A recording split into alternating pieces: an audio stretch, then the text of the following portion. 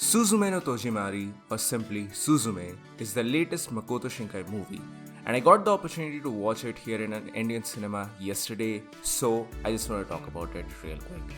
Hello and welcome to Anavizi, and thank you so much for joining in.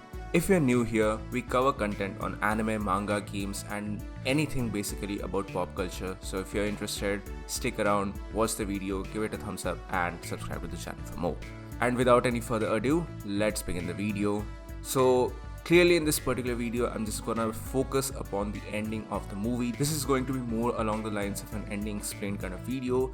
I'll make separate videos discussing about some of the other plot points which specifically are brought up in the movie, which I'm very passionate about and which I felt are very important, emotional, and needs a lot of discussion. I'm specifically looking over you, Daijin, and maybe a lot of the other plot points which are brought up and which contribute to this movie becoming the fourth highest grossing anime movie of all time. You know, there are many plot points and themes which are brought up in the movie, which, yeah, granted, Shinkai has talked about previously in his other movies, but this one specifically, it's brought up a lot more.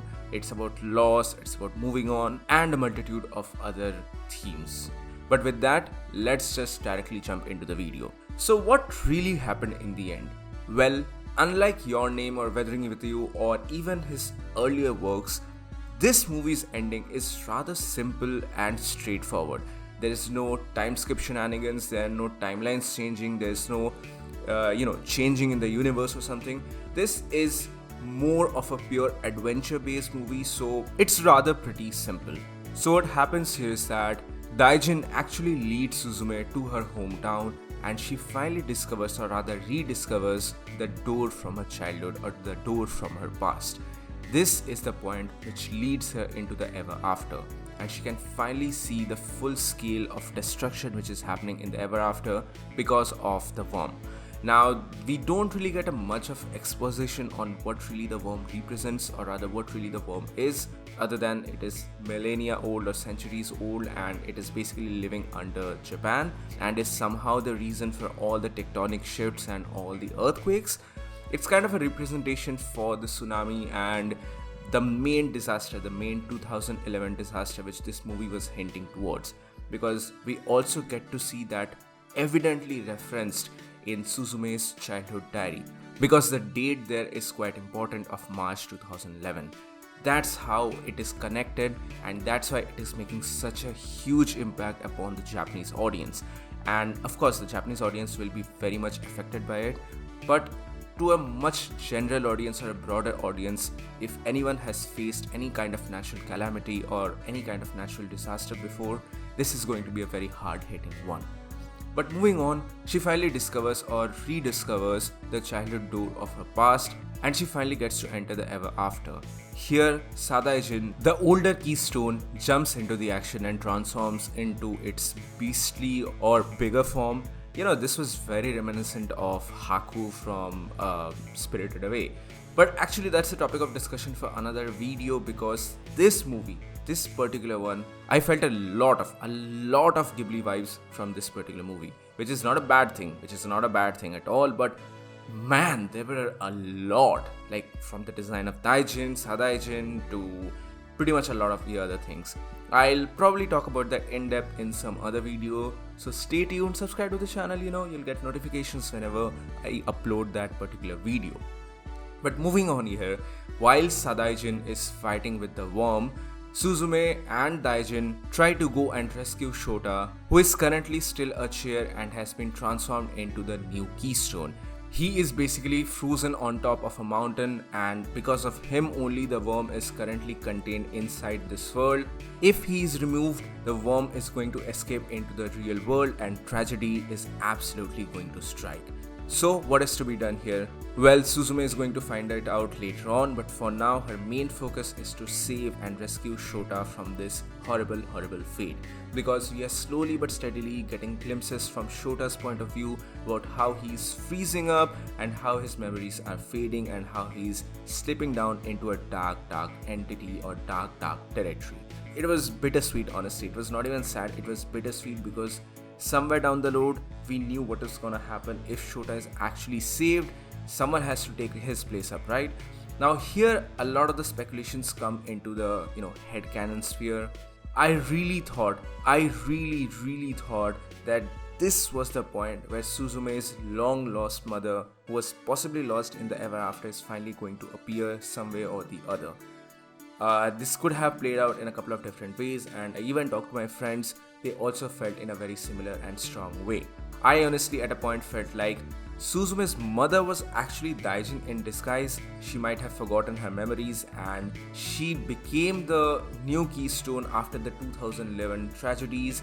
The previous Keystone might have been missing, so she might have sacrificed herself and became the new Keystone, and she might have forgotten her memories, because we do see here that whoever becomes a Keystone, they forget their personality and it just becomes a blank slate. So it's possible I thought that Daijin was basically Suzume's mother, who has totally forgotten her memories but was acting out of a maternal instinct kind of thing and was trying to save the life of Suzume. But that is quite not the case here. That has, I think, mostly been disproven here. Daijin is definitely the original Keystone. It's definitely younger than Sadaijin, and that is evident from the nameplay here as well. Daijin and Sadaijin form a part of ministers or a security duo. It is involved in a lot of Japanese mythological nomenclature kind of things. This is part of the Hinamatsuri as well, where the two ministers are guarding the king and queen. So they represent the guarding points, or the two security points, saving Japan as a matter of fact. But honestly, believe me, I felt really terrible for Daijin here. It just wanted to be Suzume's cat, and when she or he finally gave up, man, I was sad. That was really sad, and I know I'm bringing my personal emotions into this video, but I'm sorry. I'm just very much emotional about cats, and this scene was hard to watch because you knew somewhere along the road that this was about to happen, and that's exactly what happened. After Shota has been removed as a Keystone, the worm is fully unleashed, and someone has to stop him. Someone has to stop the worm, otherwise it is going to concede unprecedented destruction at the cost of the real world. So Daijin finally gives up and it becomes the new Keystone. And on the other hand, Shota, who has been finally revived into its human form, takes the stage on the top of the mountain and chants the enchantment once again, which we have been hearing for the entirety of this movie. Along with that, we see glimpses of Suzume's childhood, and not just Suzume's childhood, but rather the entire background of the city, which was once a beautiful place, but it was devastated after the 2011 floods. So we see the memories, and all of these things give strength to both Shota and Suzume. And finally, Sadaijin also transforms into its Keystone form, and here both Shota and Suzume turn things up a notch, and both of them strike the worm at the same time, one at the head and one at the tail. And that's how the worm is finally contained. This was beautifully animated, but it was bittersweet as well because of the entire Sadaijin and Daijin subplot. But somewhere down your heart, you knew this was going to be the only logical way to solve the things down the road. And finally, well, the worm has been contained, the keystones have been placed into the container, and Suzume, I don't know if she officially becomes one or rather unofficially becomes a closure, because, well, she also has these powers. But here comes the kind of main twist for the movie. We see that the worm has been finally contained and the scenery changes back into a beautiful ever after, which we have been seeing glimpses of through Suzume's views or through Suzume's eyes throughout the entire movie. And well, here Shota finally gives his long coat or long jacket kind of thing to Suzume, because she's also kind of terrified of all these things. It's kind of a lovingly thing shown here. I'm not really a fan of the romance in this particular movie, by the way. This movie worked so much better with a platonic relationship. That last bit of romance was maybe not that necessary, but okay, that's a topic of discussion for another day, because Shinkai definitely did not focus on romance in this particular movie, unlike, Weathering with You or Your Name.